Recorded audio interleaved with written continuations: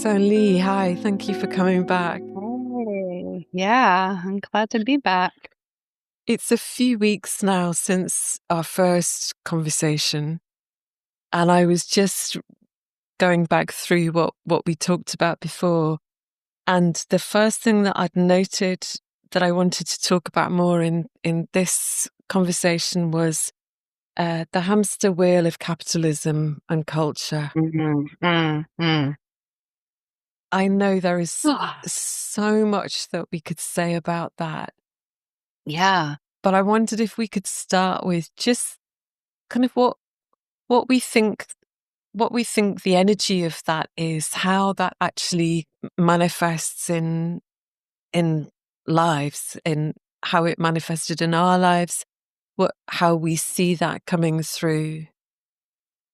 yeah. I really like how you phrased it, like the energy of it, um, and how it manifests and um comes through.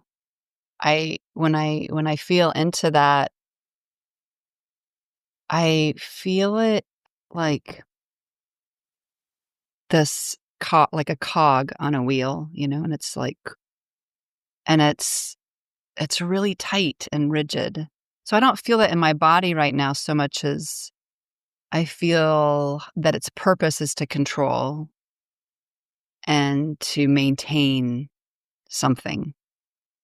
And how that shows up in the body is this efforting, these coping skills that we develop to try to stay in sync with that mandated um, direction or dictation, even. I don't know the right word, but like we're all in it. So, but we mostly don't know that we're in it. So we're like, until we start to feel a different resonance in our bodies that's not abiding with that cog. And then we're like, oh, that's capitalism. Like that's the cog of capitalism. Like that's the wheel of capitalism. Like and imperialism and colonialism and racism and all the things, right? Like that eugenics. Like that's that machine that makes the world go round, that we were all born into, and it's been around for thousands of years in different ways, right? Like, but for a very, very long time. So it's in all of our codings and all of our genetics, or what's the word I'm looking for? Um, I can't think of the word I'm looking for, but it's in our coding. Like it's in there. Um, so to be able to study it, you have to be able to take a step kind of out of it, and then to notice like this mechanism and how it's relating to that mechanism, and how they have an agreement until there isn't an agreement anymore, and then you're like, oh, I cannot abide, like something the system cannot abide by the crunching, the grasping, the efforting, like the trying, the like the clamping, but it's not like that simple, right? Because we're in it, so we're habituated to orient that way. So it actually takes it does take a lot of effort, a different kind of effort to keep the study of not being in it going. So lots of different words there. Maybe you can make sense of those words to get us to our next what we want to talk about with that. Yeah, I think, and at some point we'll relate this back to the Dark Night of the Soul and that whole process. Totally. But I Yeah, think yeah. there's something coming to me around how basic it is. And we see this in our language, like we talk about earning a living. And Mm, if we mm, break that down, that we have to earn in order to live, we have to earn in order to have our mm. basic human needs met in some way, for food, for shelter, for warmth, for water, Yeah. that all of We have to these earn and things, and perform, right? We have to right, perform and to that get all it. of these things, often in a lot of places, um, have been owned and profited from. That we have water companies, that we have Mm. private landlords, that we that all of those things have the profit motive built into them, even though Yeah. they are necessary for life. Yeah. So I think Yeah. there's Wow. something Yeah. about seeing just how basic that is. And of course, some systems of it are better than others across Sure. certain parameters. I think my first experience of that system beyond the intellectual Mhm. was the feelings of failure that arose in Mm. response to not being able to keep up with those cogs as you Mhm. described them. That Mhm. not fitting into that in some way, or perceiving myself as not fitting into that, gave Mhm. rise to a huge Mhm. amount of shame and failure. Yeah, and, like, what's also coming up is being taught that there's scarcity, right? And so the failure goes in line with this, manufactured, uh, perspective of scarcity. Like, we don't really have scarcity for the most part, but there is this manufactured belief, and thought technology that we do. And so if we don't succeed, and if we don't try really hard, and if we fail, then the way capitalism is set up is that it will put scarcity onto us. We will get our homes taken away. We won't be able to eat. We won't be able to survive, right? So it's like survivalism, which we runs in our coding, and now is like mapped into capitalism, right? So it's like a real fear machine that is quite, yeah, I mean, it's quite scary to not know if you're gonna lose your home or have food, right? Like, it's quite debilitating to the nervous system. So, yeah, that phrase, like, the rat race is, like, a very, like, well-earned phrase. And I don't really remember exactly, for me, like, when I first got a sense of it. I don't think I've never not had a sense of it on some level, like, just based on my upbringing and being the, second generation, and, having a refugee and immigration energy in my lineage, and this escaping from another country to this country, and all of that goes into this, machine-like energy in our bodies to survive, and not and maybe thrive a little bit if we're lucky. Right. Yeah, yeah, yeah, if we're or I should say if we're privileged enough. Honestly, it's more of a matter of privilege. If we're privileged enough, then we'll thrive, and, yeah, like, oof. My sense of it is that what we're talking about now, the energy of that is intimately connected with what happens in the Mhm, dark night of the soul, or mhm, mhm, spiritual mhm, existential crisis moment, if you like. That there's something in our systems, in our beings, that just mhm, can't do that anymore. That mhm, there's right, a pulling away, or maybe not even a pulling away, but something in us not feeling able, or not wanting to participate in that, mhm, in whatever ways. mhm. Yeah, what's your sense of what's happening in those moments?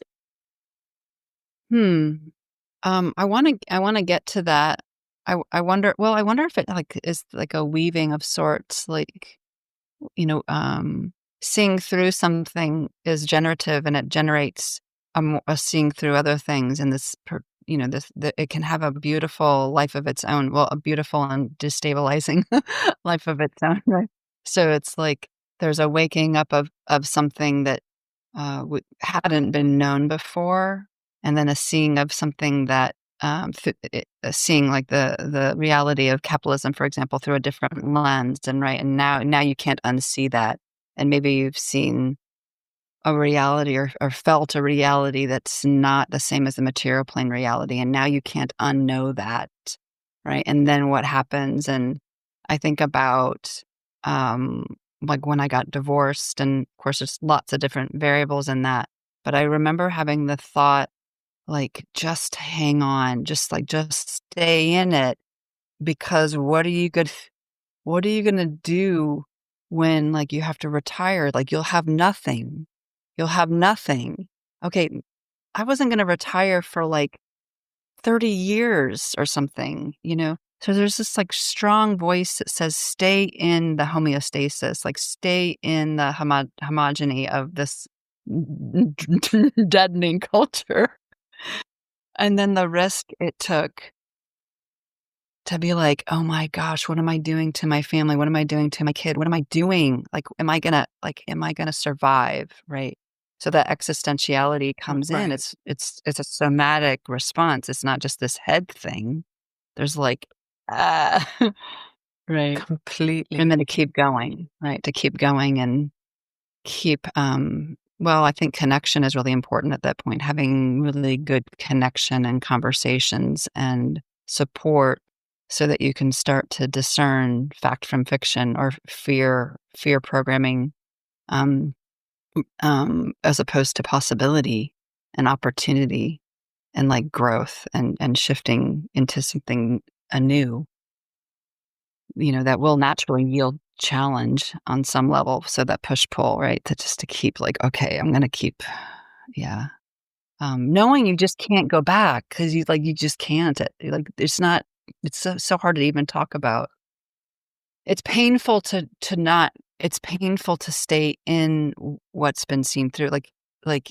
In order to do that, you have like one would have to just so I don't know what it'd take. I don't wanna know what it would take, but it would take a lot to stay in, you know? I think at that point in the process of opening or dark night, for me and for a lot of people that I've talked to, any notion of there being anything to go back to is completely gone. And I love what you said about having seen through certain things internally, having seen Mhm. I think it doesn't take much seeing through for that whole structure, both inner and outer, to start to crumble, right? I think Yeah, yeah. once I've really saw, oh, my whole energy system is geared towards becoming an ideal image of myself, which is obviously partly comes from familial sources, but it also comes from cultural sources too. There's a sense of Yeah, oh, yeah, it's so not much. okay to be this, but once I've become that, then it'll be okay. And that might be Yeah, once yeah. I've become thin enough or once I've got enough degrees or, the details of that can be Published enough very books, varied. right? But I think there's something about the coming in of the knowing that we're actually Mm, neither of those things in a sense. That mm, the idealized image is unsustainable and most likely unreachable, but the thing that we take ourselves to be is the thing that is inadequate, and all of the other ways that we label it is yeah, also yeah, false. yeah, oh. I think then we start to see the impossibilities that capitalism sets up. And just as we're Mhm, talking, I remember a day when I was walking through a shopping center in town, and on one of the big glass shop fronts, there was a big hoarding that said, "Fit in, stand out." And mm, I stood there transfixed. I wish I'd taken a photo of it because it was taken off fairly soon after that.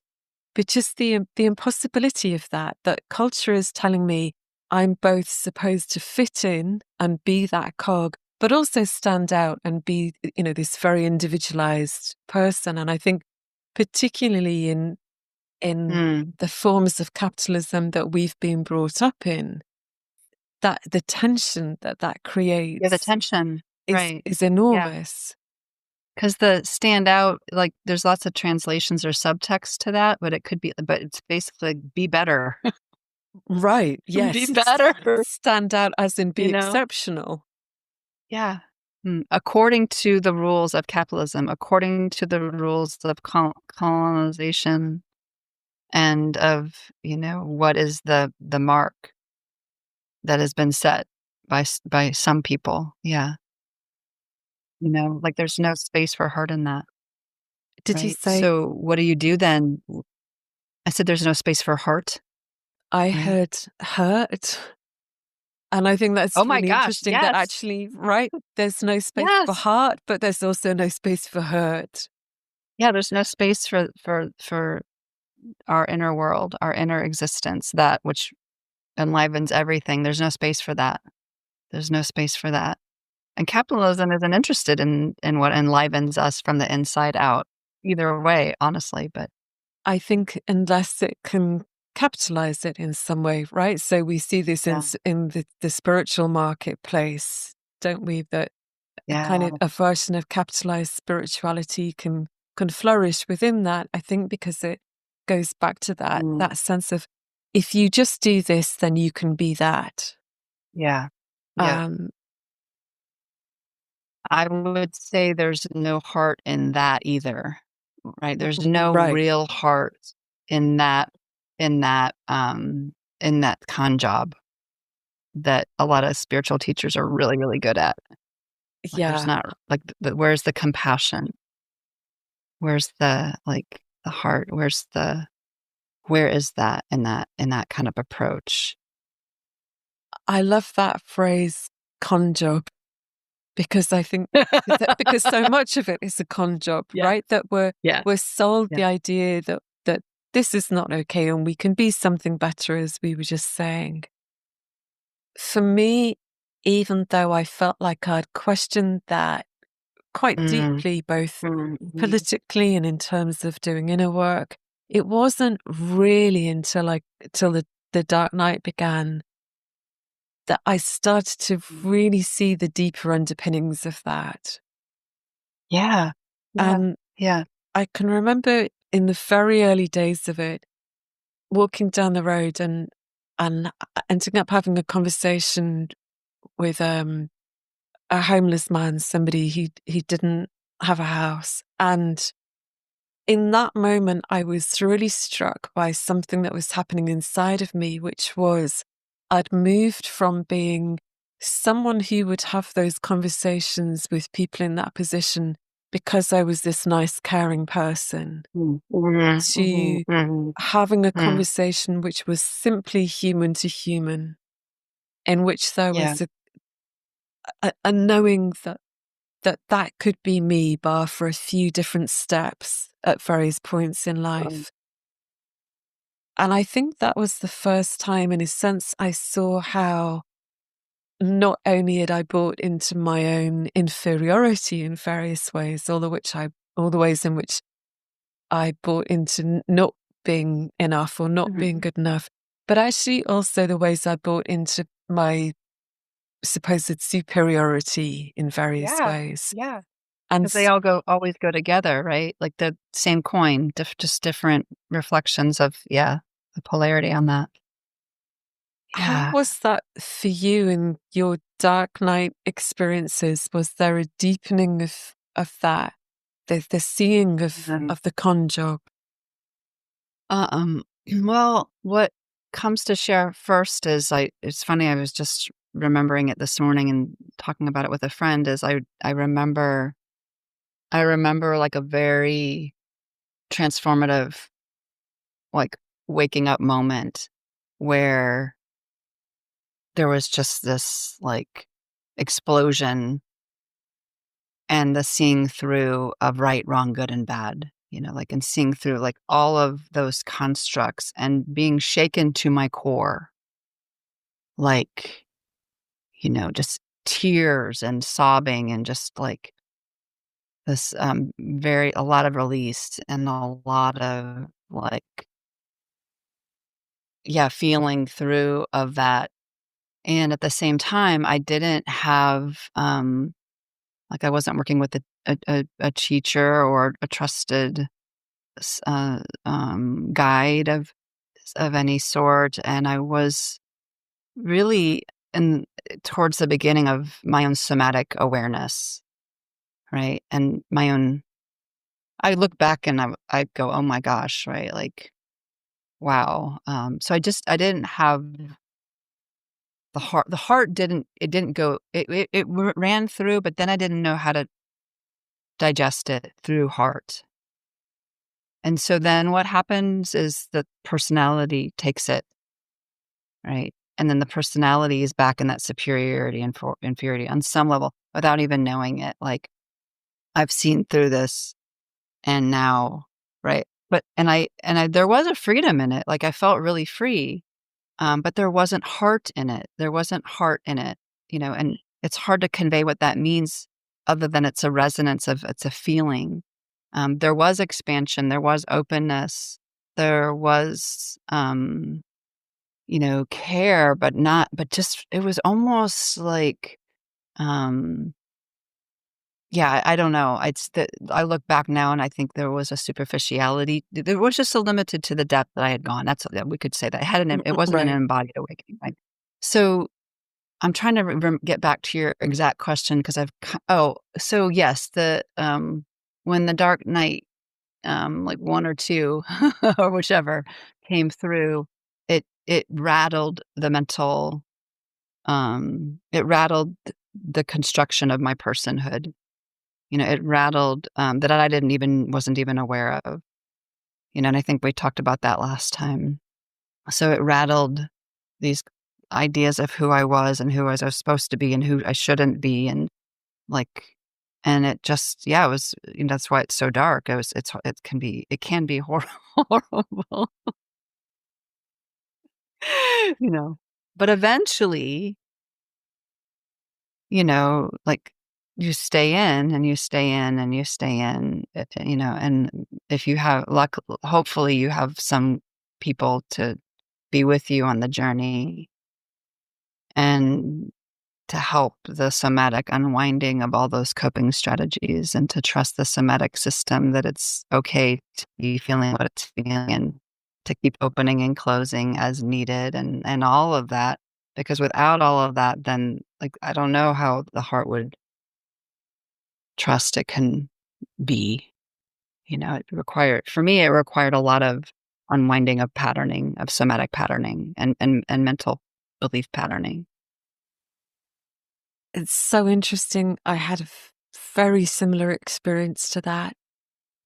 There was one day, this is going back a number of years, probably about halfway through the intense phase of the Dark Night, and I was just walking through the doors of the local supermarket.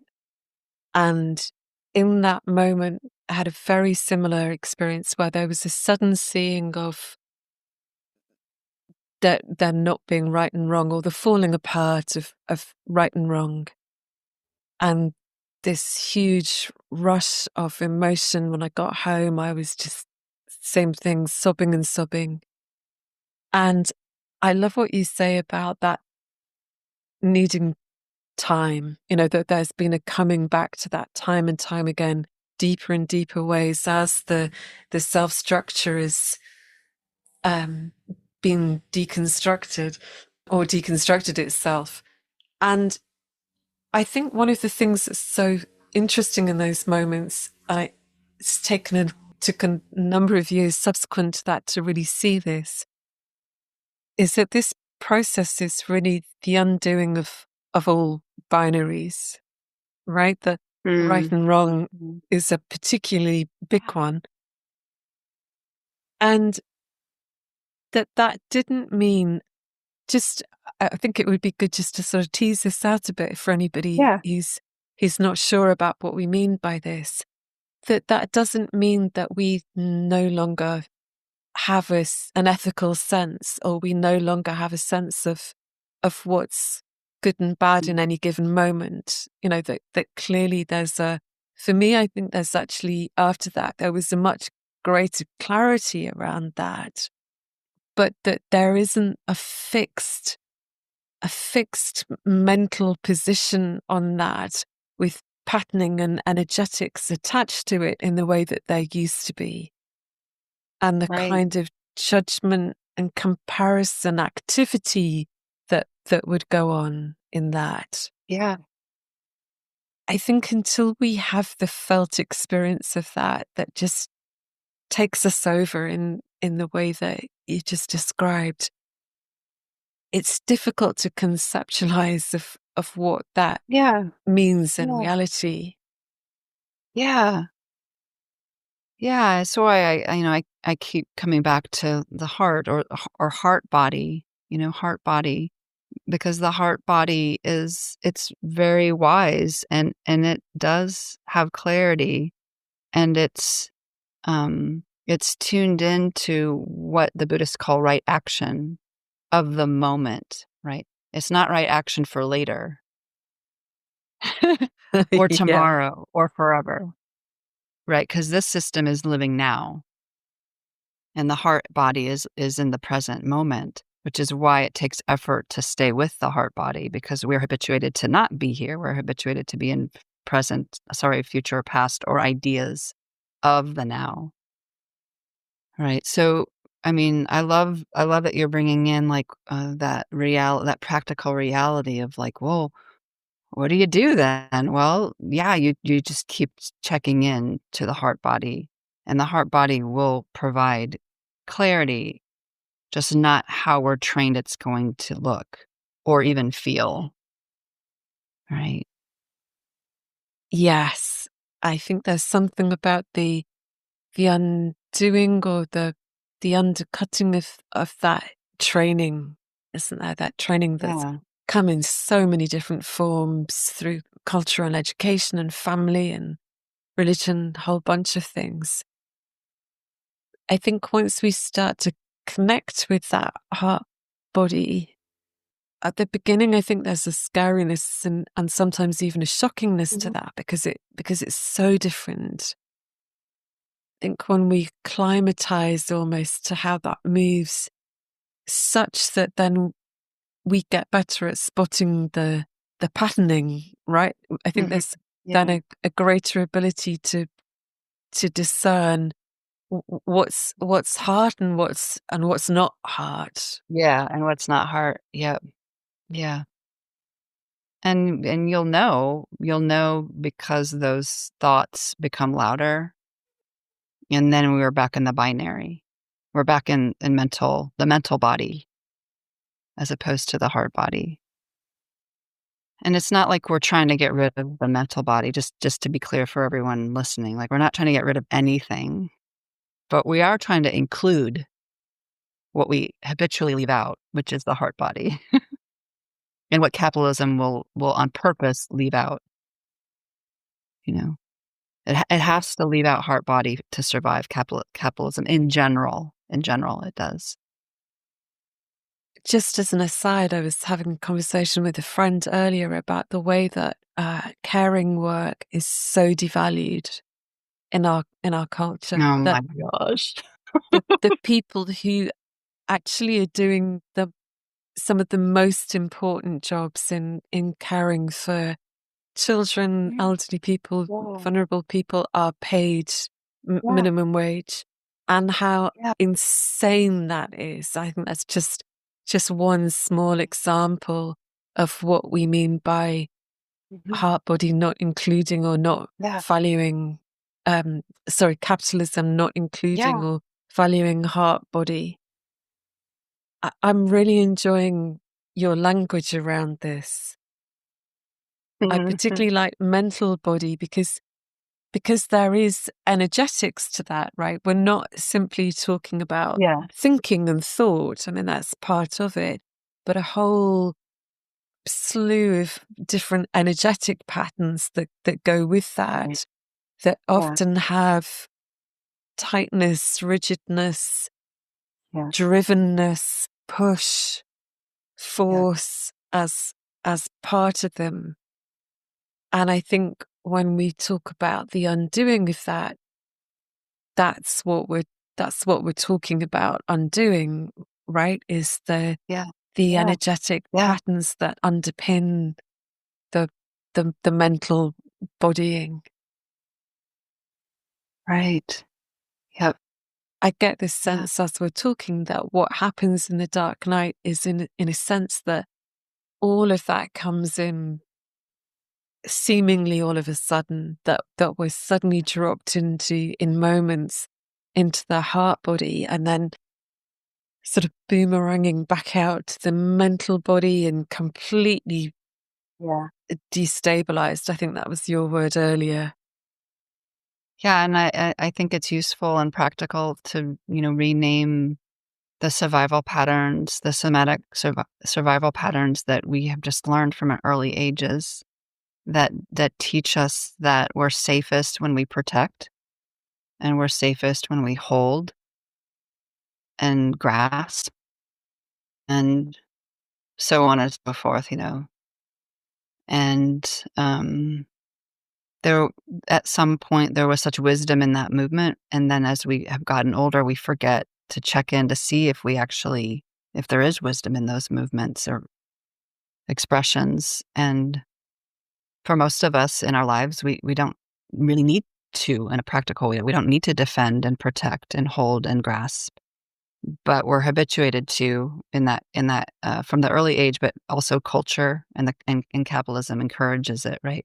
So to trust that you don't have to protect is not a small. It's a slow yeah. Let's just say that it's a slow unlearning to believe mentally and bodily that we don't have to protect and hold and separate. Completely. I'm just thinking about where the world is at the moment and how Yeah, yeah, capitalism and the other structures that you named earlier on, imperialism, colonialism, all of that, how they depend on uh, inculcating a sense of urgency and fear so often in our oh, systems, yeah, yeah, and that's yeah, what we're seeing yeah. at the moment, and that how challenging it is to live within that, given that we Mhm, know mhm. that the power of states and other power structures do to some extent hold our lives in their hands. I mean, Yeah, they have yeah, that power and use it often in a very undiscerning, devastating, yeah, destructive way. yeah, yeah. And I think there's something about also giving our nervous systems, our survival patterns, space to fully express their fears around that, and their fears of Yeah, survival yeah, in general, but the yeah, naming that actually we do live in these power structures that threaten us, sometimes at a distance and sometimes very literally, depending on where we live and who we are. right. I think there's something in the dark night about falling into the vulnerability and the terror of that, Mm, which we mhm. for me, I'd managed to stay out of. I'd done my best to stay out of that by other means prior to that, by, Of course. Yeah. avoidance, denial, all of that stuff. Sure. But I think Yeah. there's something actually that Mhm. comes out of being immersed in that. Mhm. Not that we would want to Yeah. be, but touching into Yeah.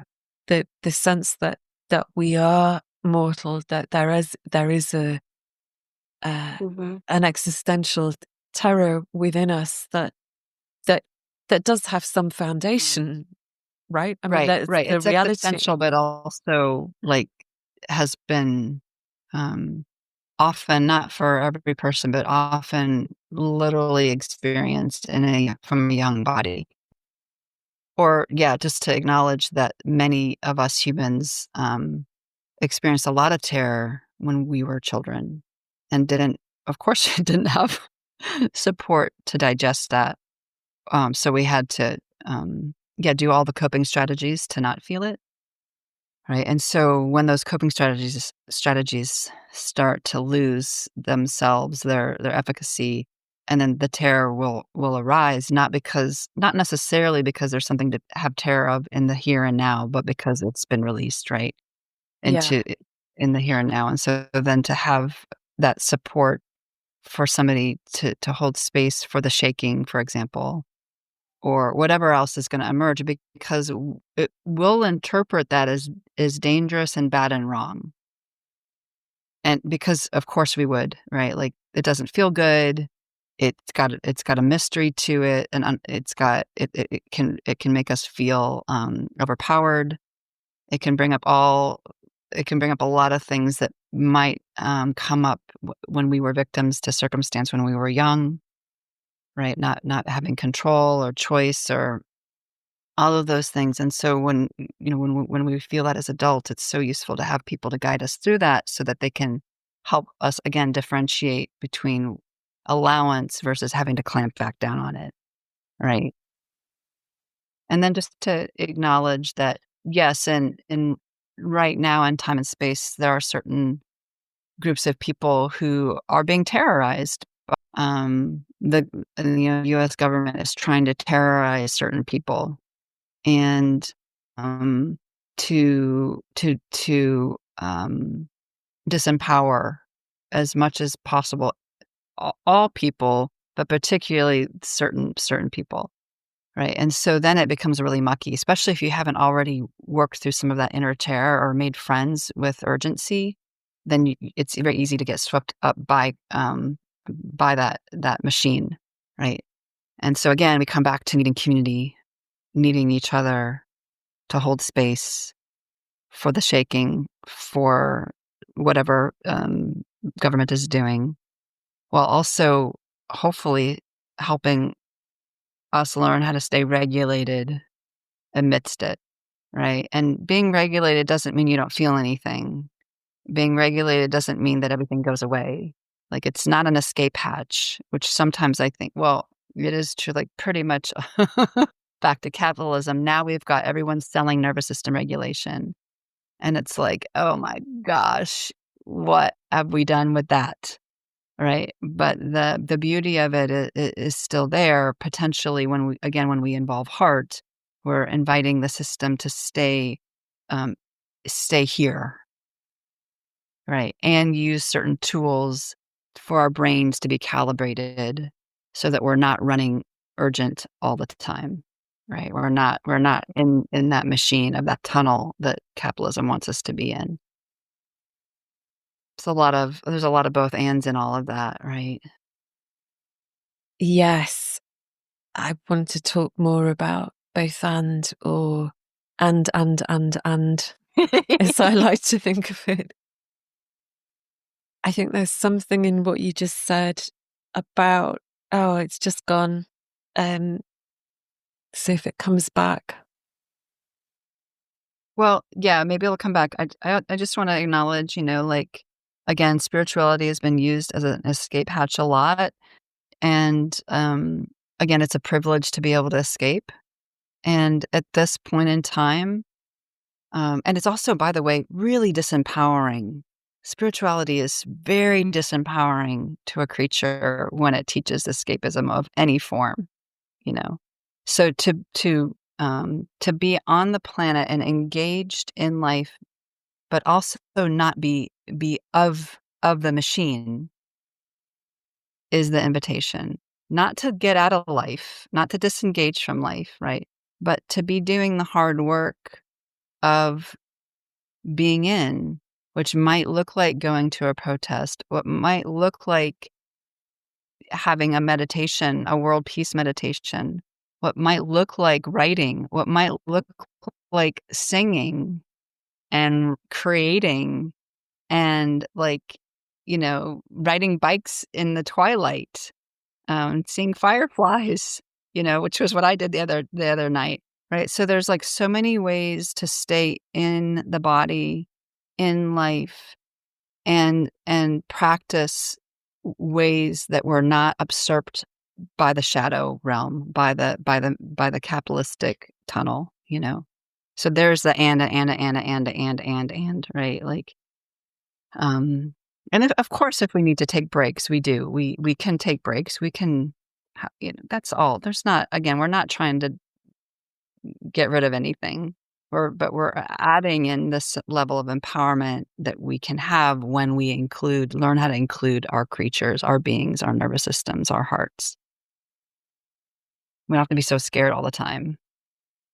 Absolutely. I think there's something really great about naming the escape or the various escape hatches. Yeah. And Yeah. I'm really grateful for them. Yeah. And I know that coming into relationship with urgency and terror and all of the other types of fear was and continues to be uh, really an opportunity to keep on coming back to heart body, and that over time I think our what we could call our heart body capacity is grows itself, that heart grows, that ability to stay with those things or to meet those things, because I think it's often the idea of staying with sometimes suggests some kind of something static. And I think that's not what we're talking about, right? We're not Mm, just sort of sitting there with something, but actually coming into some sort of dynamic or relationship with it in a way that su- supports it or holds it to be able to express itself. yeah. And I Yeah. think often for me, there's something about saying the that the speaking of those energies, and I mean, a couple of weeks ago there was something coming up for me around um a terror energy that was just wanting to keep repeating. I can't remember what the exact phrase was now, but it was something along the lines of, I'm terrified. It's really simple stuff, Yeah. Yeah. but that often, as you said, either we get offered escape hatches or we're we're sold the idea of certain things like mindfulness, nervous system regulation, in a way that intimates somehow we shouldn't be feeling the level of Mhm. activation that we're feeling. And Yeah. of course, we don't necessarily want to feel it because it's difficult to feel, very uncomfortable. But I think there's something about this idea of that we should be calming in some way, that we shouldn't be Mm. reactive, we shouldn't be having these somatic Yeah. reactions to what's happening, that runs completely counter to my experience of what happens when we actually give space to all of that, Yeah. Yep. um, and the clarity and wisdom that can come from that. Yeah. Yeah. So not to use these practices to try to control ourselves is kind of what I'm hearing you say, right? That's Like, that's beautifully put. Yeah, I yeah. happened to see, with a group that I'm with, we watched a documentary on the Buddha, which was really interesting to watch, like this PBS special. And you could see, like, the different levels and layers of his learnings and, you know, towards the end of his life. And, like, all you professional Buddhists, please excuse my like, I am no Buddhist scholar. So, anyway, what I'm remembering is, he kept getting more ascetic, and, which has, um you know, learning that we're not our senses is valuable, like learning that, we're not just here to feel pleasure, for example, is valuable. And so, he was just really he was really studying, but according to the story, what woke him up under that tree was compassion, was heart. He had compassion for all of humanity, including himself. He had compassion for the human, full stop. for the whole for it all, right? And so he was in um that source consciousness that extended to self and other. And that is what, as the story goes, moved into Buddha consciousness, like a walking Buddha consciousness, if we will. And I think it's like really unfortunate how that is left out of the story a lot. Like compassion and heart are at the center of this whole teaching. Same with the teachings of Jesus, right? Heart and compassion center, and really, I think in general, most people that we consider having these awakened states have that kind of consciousness of a oneness, of a unity consciousness that goes to every ounce of a creature. It does not have rights and wrongs, goods or bads, or supposed tos or shoulds. It is like yes to the whole the whole deal. Right? Yeah. I don't remember where it got me on that tangent, but it's like I do love coming back to compassion and heart again. Like, I mean, where else is there to end up, right? I mean, I think listening to that, my sense is that everything that we go through in these dark night phases is ultimately about mm, that. Is about these moments yes, which, yes. you know, I've had, I know Oh, you've had, yeah, of what you just described, of being in this profound love, compassion that extends in all directions. And for me, certainly that comes and goes, and it isn't something that can be uh, fixed in any sense. We're not talking about an idea of like, oh, I should be compassionate because that's the way that things need to be approached. We're talking about yeah. this full being, full bodied experience of just being that in that moment.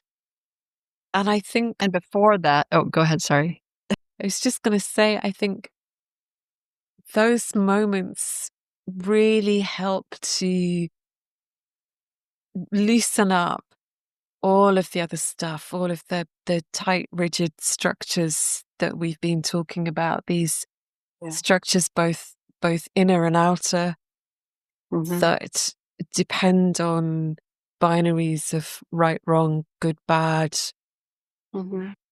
that keep us in those states of urgency and the things that we've been talking about. Yeah.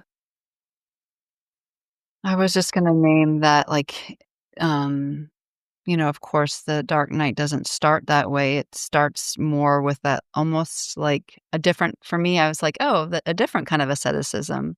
So for me, it wasn't that I was, like, not, like, I was eating and all that stuff, but my thought patterns, um, when those coping strategies were taken away or fell away, whatever, there was, like, a asceticism of judgment, like all those shoulds and supposed tos and have tos were so fierce, and I think we talked about that last time, and so the amount of shame that was I felt towards myself of who I was and who I wasn't and who I was supposed to be, and I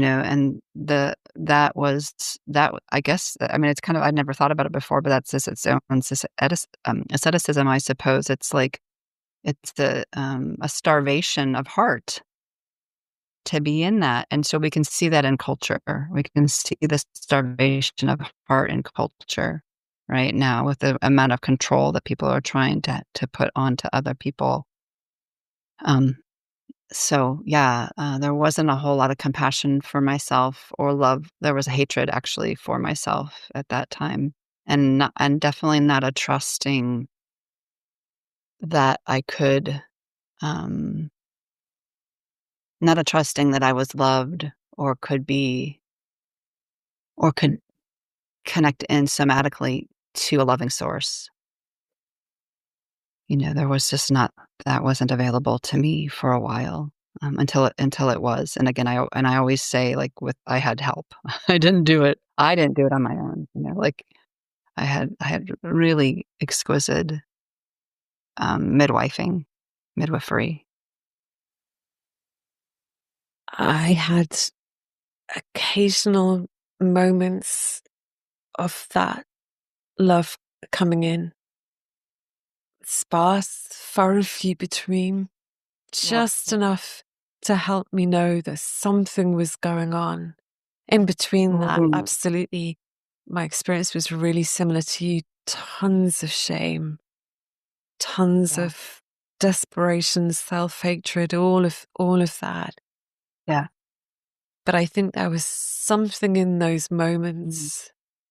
Yeah. In the book, I referred to them as manna from heaven. And they felt like Oh moments of gosh. grace because they were certainly. It Yeah. was Yeah. not that I was Yeah. doing something to bring them about. I mean, they Yeah. just came in Absolutely. when they did, Yeah. like that And it moment of just doesn't even walking. make sense, right? Right. Because, like, here, and I think you and I were both at that time probably working with other humans, right? And so, like, we're working with humans going through dark nights or their challenges, and we are right there with them, trusting the process. We know the process is trustable. We know that there is something moving through, right? And then that ends, and now I'm back by myself, and all my shadows, all my unresolved stuff comes to visit. And, I couldn't be for myself at first what I was for others. I couldn't. Those shadows were really, really strong, hence Dark Night, right? Like, we just kinda, like, come back. So it's just it's literally mind-blowing, and again, it's also why there was shame for me because it was like, I know something is so true here, like, I'm authentically being with people. What is happening then when I'm like, like these parallel universes that we're, like, weaving through and like, unfolding, like, oh, yeah, it's like, So much paradox in that. thank you for that word. My experience was Yeah. slightly different in that I had been working with people, and then when the dark night hit, I Mhm. just couldn't. So I couldn't Mm, mm, couldn't be for other people, which was the source of such huge mm, shame. mm. Having had Yeah. so much of my identity fixed around that I'm Yeah. this sort of person And who that's a does this common sort of theme, thing. right? Like, Right. we both dealt with identity and shame in different circumstances, but I don't think you get to avoid that territory when you're going through a unwinding, like, that's, like, really important and sacred territory. Very much so. Yeah. Just before we finish, I think it would be really good just to say a little bit more about the move from the binary as we've been describing it into what we might call multiplicity, or this idea of both and, or multiple ands, and how powerful that is, and how deep that goes. I mean, I think it's difficult to grasp just how binary or based on polarity our worldview, our culture is, that it's so Mhm, predicated on this or that. mhm, Are you this or are you that? In all sorts of ways. We could say that mhm, that's true around gender, race, all sorts of parameters, and how the Dark Knight process and everything that happens subsequently is really the picking apart of that in all kinds of different ways. Which doesn't mean that we then sort of turn into some sort of amorphous mush, right? I mean, we're Right. still No, no. identified in all sorts of different ways. We We're still still on the think of planet. ourselves in absolutely right. We Yeah. we If are we're we are lucky. this, yeah, right, in all sorts of different ways. But I think there's something about the undoing of the rigidness of that, Yeah. Yeah. the inclusion of more than either or. Well, maybe I think what comes to offer is, because we can't understand it mentally. I mean, the mental body can acknowledge how much judgment there is, but what the mental body can't understand is the experience beyond binaries, you know, except maybe momentarily. And so I like to just come to experiences like somatic experiences that in a simple way demonstrate um, what's here without condition, which is we could say ultimately heart, love, God, oneness, like unity consciousness. It's a realm of unconditionality, right? But if you don't know what that feels like in your creature, then it's just another concept, right? But what's not a concept is like gravity. What's not a concept is breath, right? So I use those two. I talked about my insight timer recordings last time. I almost always use those in some ways because they're not like woo woo. They're not conceptual. They're not like whatever. We can only really access them experientially through our bodies, right? And we don't have to go into like all the challenging areas of our body either. We can just, I can just like I know there's gravity because my hands aren't floating. Like they land down, they plop down, right? And I can look at my body and I can see something is keeping me down on this couch. I'm like really supported by this couch. I can see it. And then when I close my eyes, I can feel, the pillows behind my back, and my legs and my feet pressing into solidity, and that's gravity. Like that's the experience in this moment of, that's the experience, a somatic experience of me in relationship with gravity, right? And then the same with breath, like, and gravity doesn't care who I am, doesn't care if I'm a total asshole or a kind person, does not irrelevant, right?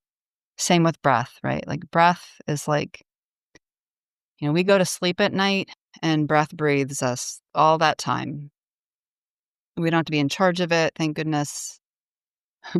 We don't have to like set our alarms like, am I breathing? Like I'm not sure. Like, okay. Like, we go to sleep and breath just takes over and it indiscriminately breathes us. Like it doesn't matter if we are like it doesn't matter. Just like it moves through us. It's a life force.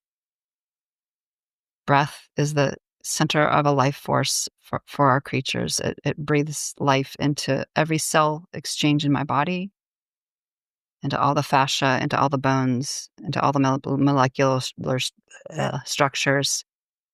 Breath um, nurtures everything, right?